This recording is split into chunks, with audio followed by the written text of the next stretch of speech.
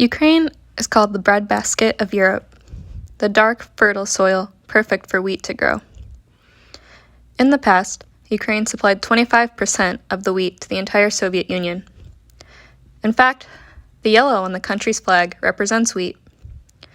Needless to say, bread is important. When I arrived in Ukraine on a gray afternoon in March, 75 of us were bused to an old-looking hotel.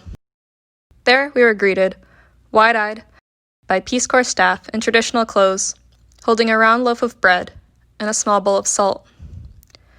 We were told to tear a piece of the bread and dip it into the salt and eat to represent a new friendship. Vitaємо! Welcome!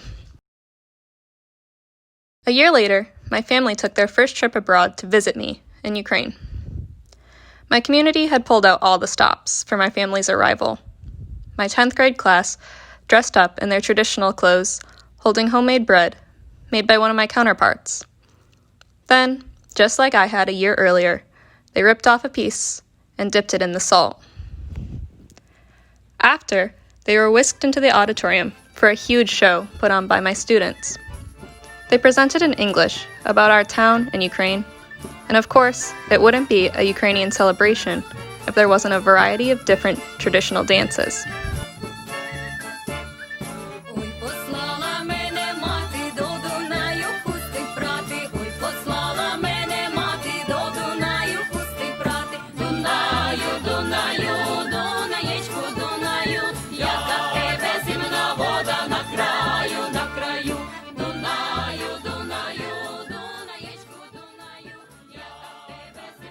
Students were eager to talk to my family, from my 4th grade class, which had prepared questions in English even though they couldn't understand the answers, to my 10th graders, who to my disappointment did not enjoy the flaming hot Cheetos my parents brought them, but did enjoy having someone to finally play sports with.